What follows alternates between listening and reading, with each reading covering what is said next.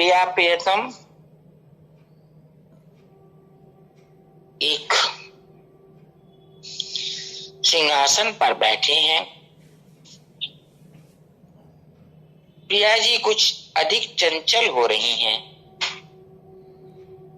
प्रियतम पूछते हैं, प्यारी जू कहा बात है, आज आपको मुकम्मल कछु अधिक प्रसन्न दिख रहे हो है। सुनते ही प्यारी जू जोर जोर से हंसने लगती। प्रियतम कहते, ऐसो तो मैंने कछु नाय कहो, या मैं हंसवे की कहा बात है। प्यारी जी अब ठहाका लगा देती है। प्रियतम कहते हैं, कहा भयो मैंने कछु गलत कह दियो का। बोले प्रियतम, आज आप ना जानो, आज इन सखियों ने कछु एक नई योजना बनाई है। मोए लगे आप आज समझ ना पाओगे और वहां में आप हार जाओगे। प्रियतम कहते हैं, प्यारी जू मैं तो प्रिया सदा को हार्यो, नई हार कहा हारूं। प्यारी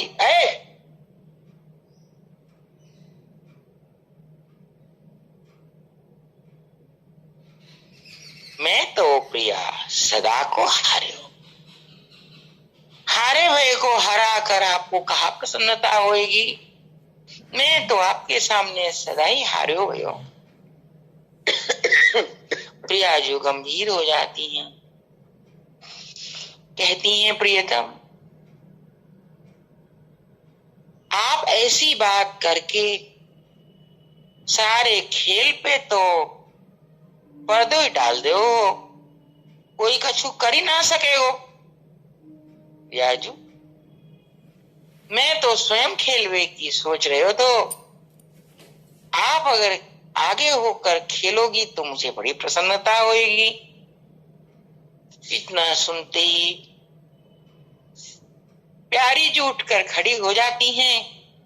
प्रियतम उनके पीछे पीछे उनका अनुसरण करते हुए चल पड़ते हैं। एक कुंज में प्रिया घुसती हैं और उस कुंज के अंदर एक सिंहासन लगा है।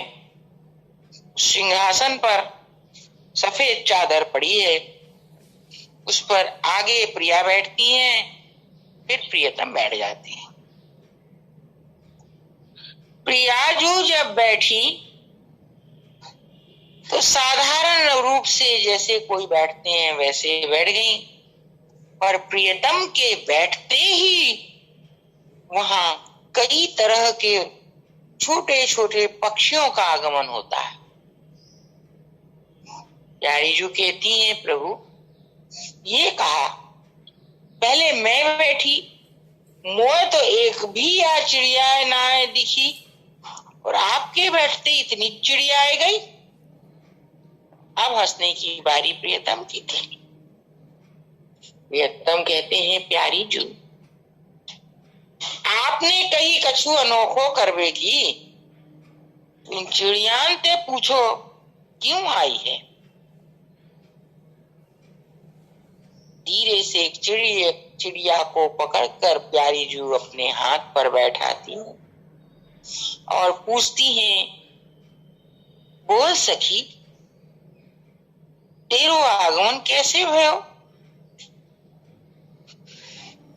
अपने ढंग से लाडली को नमन करके कहती है, प्यारी जू आपको स्वागत करवे के खातिर मैं आई हूं। हमारी सब सहेली आपको स्वागत करवे के काज यहाँ आई। प्रियाजू मुस्कुराकर उसके सिर पर हाथ फिराकर कहती है, कैसे स्वागत करोगी सखी। प्रियाजू के हाथ पर से उड़कर वो चिड़िया छोटा सा जो पक्षी है वो नीचे आ जाती है। अब सब चिड़िया जैसे कोई गोलाकार बैठ गई। इस प्रकार उनके सिंहासन के चारों तरफ गोलाकार बैठ जाती हैं। अब गोलाकार बैठने के तुरंत बाद ऊपर कुछ बुलबुले से उड़ते हैं।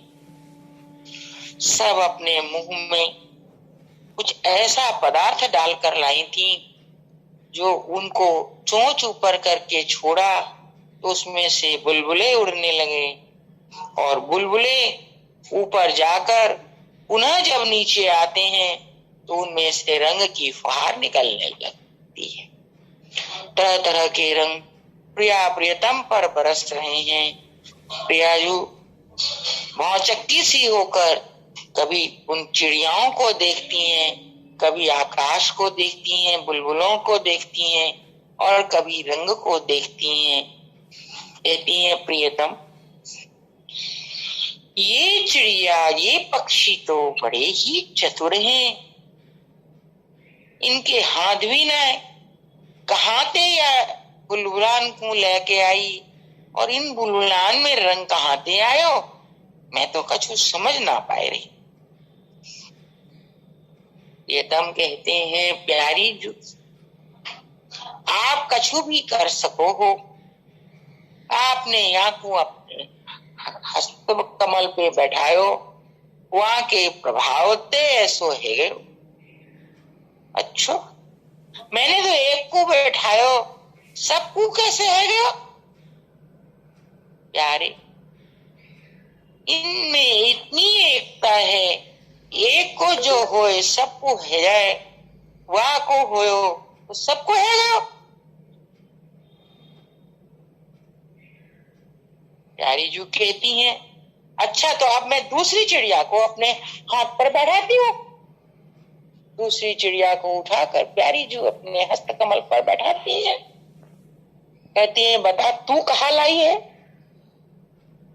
नतमस्तक होकर कहती है प्यारी जू आप जो आज्ञा करो। प्यारी जू मुस्कुराती है। वो चिड़िया फिर नीचे आ जाती है। फिर चिड़िया सब एक गोलाकार बन जाती हैं और एक संग ऊपर चोंच करके बुलबुला छोड़ती हैं। इस बार उन बुलबुलों में से पुष्प की वर्षा हो रही है। अपने यहाँ एक बात विशेष रूप से ध्यान दें, रंग जो बुलबुलों से गिरा था उस रंग ने जुगल भर को आवृत तो किया पर भिजाया नहीं। पुष्प की वर्षा तो हो रही है पर वो प्रिया प्रियतम को आच्छादित नहीं कर रहे हैं। निकुंज प्रदेश की ये विशेषता है। प्रिया जी पुष्पों को एकत्रित करने के लिए अपनी अंजलि फैलाती हैं। पुष्प आकर उनकी अंजलि में सिमट जाते हैं। जब प्रिया जी की अंजलि भर जाती है, प्रिया जी बड़ी प्रसन्न होके उठ जाती हैं और उठकर प्रियतम के चरणों में उन पुष्पों को समर्पित करती हैं। प्रियतम थोड़े झुककर प्रिया जी को उठाते हैं और उनको हृदय से लगा लेते हैं। कहते हैं प्यारी जू ये पुष्प पुष्प नहीं है, आपने इन चिड़ियाओं के माध्यम से अपनो हृदय को पुष्पमय दियो है। ये आपको एक पुष्प यान चिड़ियान के द्वारा अनेक बनकर वृष्टि रूप में आए गए हैं। मैं तो आज निहाल हो गयो, आपके हृदय को पुष्प पाकर अपने आप को बड़भागी मान रहा हूं। इतने में एक सखी थाल लेकर आती है। प्रिया प्रियतम बैठकर एक दूसरे को पवाते हैं। एक मिष्ठान का टुकड़ा उठाकर प्रियाजू प्रियतम के अधरोष्ट से लगाती हैं। उनके अधरोष्ट से लगाने पर प्रियतम सोचते हैं कि मैं पूरा का पूरा खा लूं। प्यारी जो बड़ी सावधान है, उसको इस तरह पकड़ रखी है कि वो पूरा न खींच सके। वो थोड़ा सा टुकड़ा उसमें से काटते हैं। वैसे ही प्यारी जो लेकर उसको अपने मुंह में उदरस्त कर लेती हैं। अब प्रियतम की बारी है। वो एक रसीला मिष्ठान उठाते हैं और प्यारी के अधरोष्ठ से स्पर्श कराते हैं। प्यारी तो बहुत सुकुमार है, उसमें थोड़ा सा टुकड़ा अपने मुख में लेती हैं। प्रियतम तुरंत लेकर अपने मुखारविंद में रखकर उसको उदरस्त कर लेते हैं। सखियां ताली बजा बजा कर हंसने लगती हैं। प्रियतम अकचका के चारों तरफ देखते हैं। कहा भयो प्यारी जू ने कियो तो कोई ने ना हंसी और मैं करो तो सब हंसने लगी। कहा बात है। एक सखी बड़ी चंचल है, वह कहती है प्रियतम आपने कहा खाया है? हैं? मैंने कहा खाया है? प्रियतम मुंह खोलते हैं तो देखते हैं मिष्ठान नहीं, केवल रंग ही रंग मुंह में आ रहा है। प्यारी प्रियतम कहते हैं देखो प्यारी ये सखियां मुझसे बड़ी ठिठोली करे है।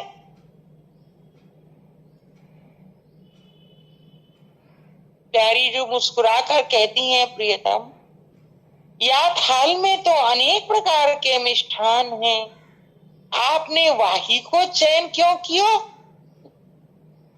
मैंने वहां को बहुत सरस देखो तो मोए लगे प्यारी को सरस मिष्ठान पवाऊं या ते मैंने उठा लियो।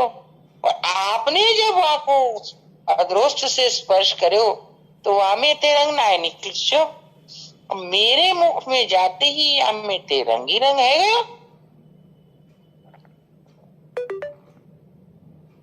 एक सखी धीरे से कहती है परख तो पारखी करो करे है। अच्छा तो मैं पारखी ना, तेरी प्रिया ही पारखी है। कोई बात ना, मौको पड़ेगा तो मैं भी कछु न कछु तो पारखीपनो कर ही दिखाऊंगा। सब सखियां हंसने लगती हैं। एक सखी इशारा करती है कि ये श्रमित रह गए हैं, प्रिया क्या करेंगी? प्रियतम के ऊपर न्यौछावर होंगी, इसलिए पहले बुलबुलों में से रंग गिरा, फिर पुष्प गिरा। प्रिया अपने हृदय के आह्लाद को रंग के रूप में, पुष्प के रूप में प्रियतम को समर्पित की और हम सबको भी अपने हृदय को उन्हें समर्पित कर दें।